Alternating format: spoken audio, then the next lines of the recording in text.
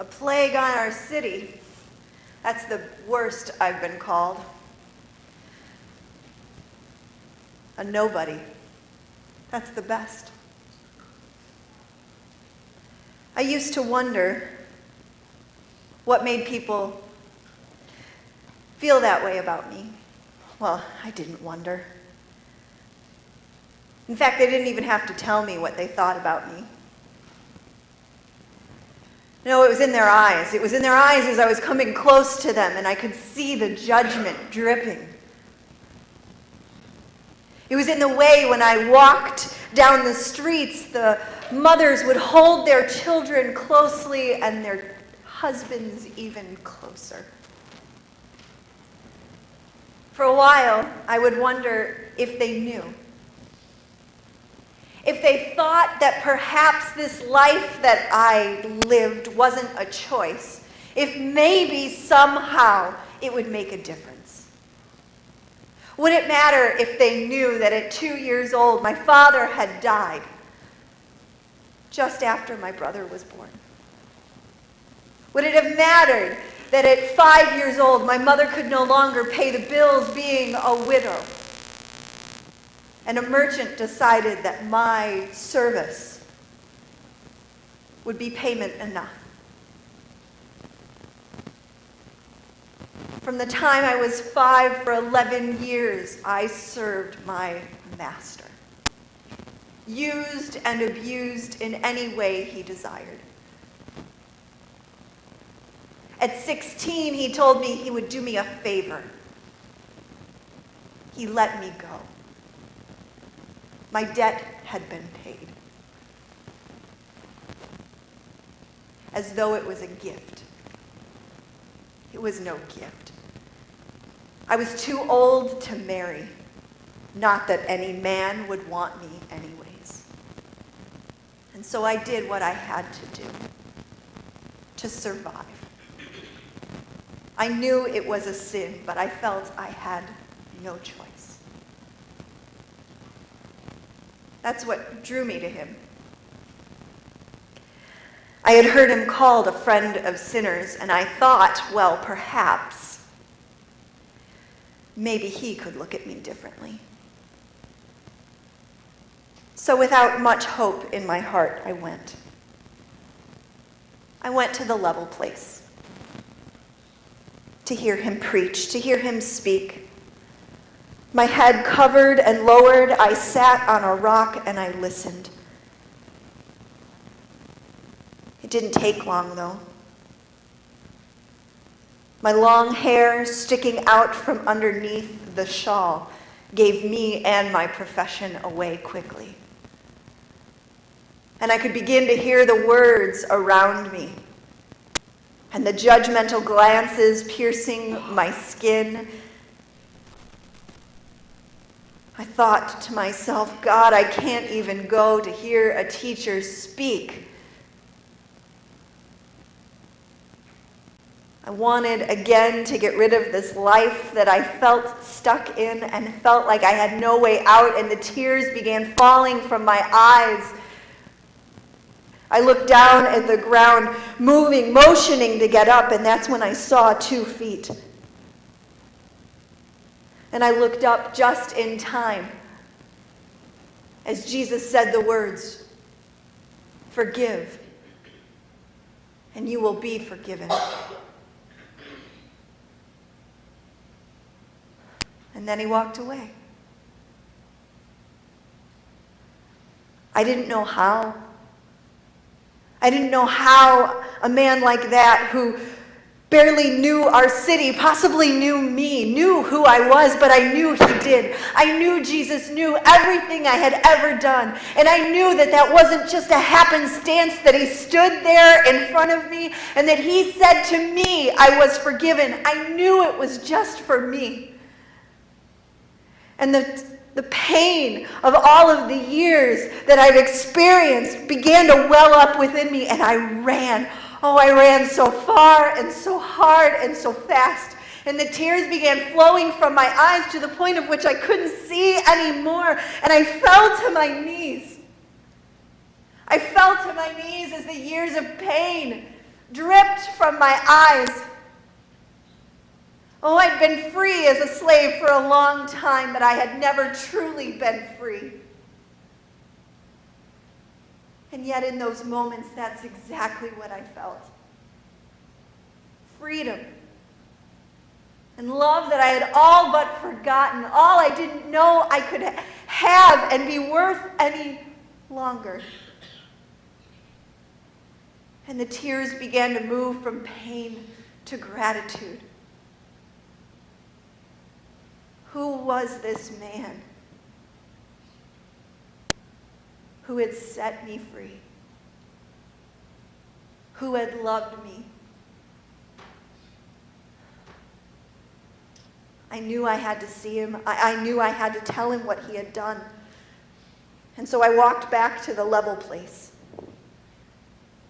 But he was gone, walking down the other side with a group of disciples and a Pharisee. I heard the women passing by saying that they were going to the Pharisee's house for dinner. Had I stopped at that moment and thought for even a second, I never would have followed. I had been called a plague before, but I knew that in a Pharisee's home, that's exactly what I would have been. I wondered, would they burn the whole thing after me being there? Had I brought the plague of sin upon it? But I didn't think. Not for a moment. I just followed. I followed and I stood at the corner of the court. There were other men. There were men there. As was common for them to go and listen to two teachers speak. Oh, but no woman had ever gone. And they were not invited, especially a woman like me. I stood at the outside and I watched him. I watched him eating. I watched him talking. There was so much love in my heart for that man. So much gratitude. And I knew that he loved me too, and I had never felt a love like that before.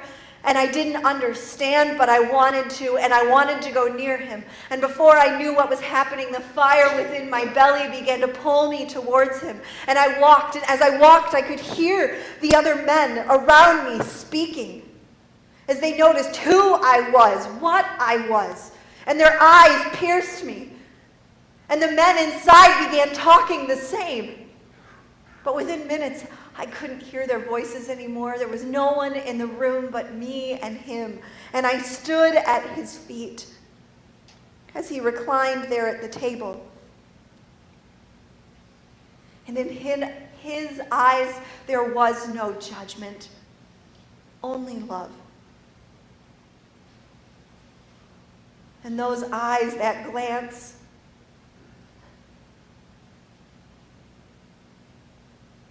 it welled up within me, and I again fell to my knees, weeping,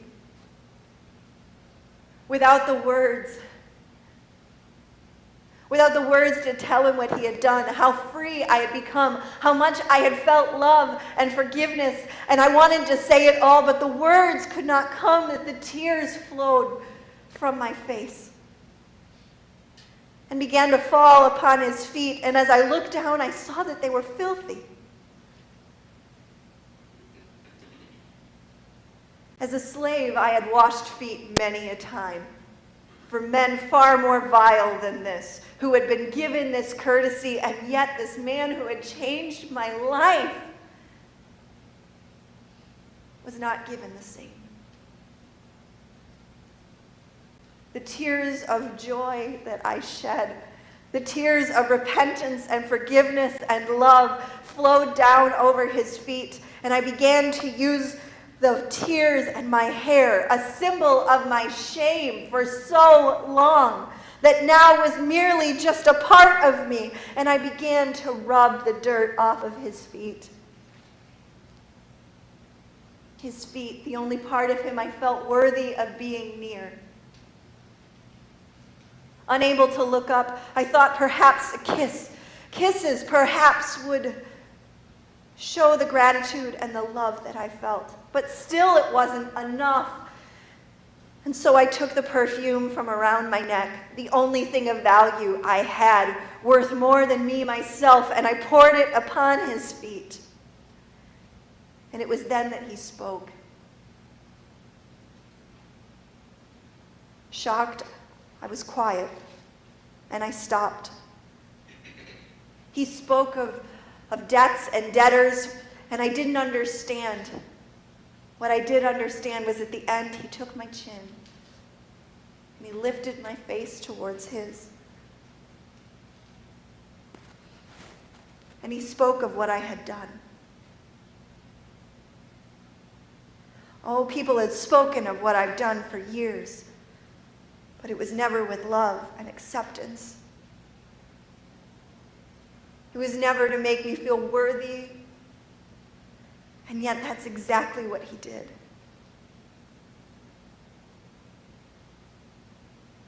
That was the day I followed Jesus. That was the day he brought me. He saved me. He gave me my worth back. He saw me as more than a nobody, and he brought me to us. I've been separated. I was separated by my actions my whole life. And now I know that by his, I'm saved. By his, I've been given a new chance at life, love.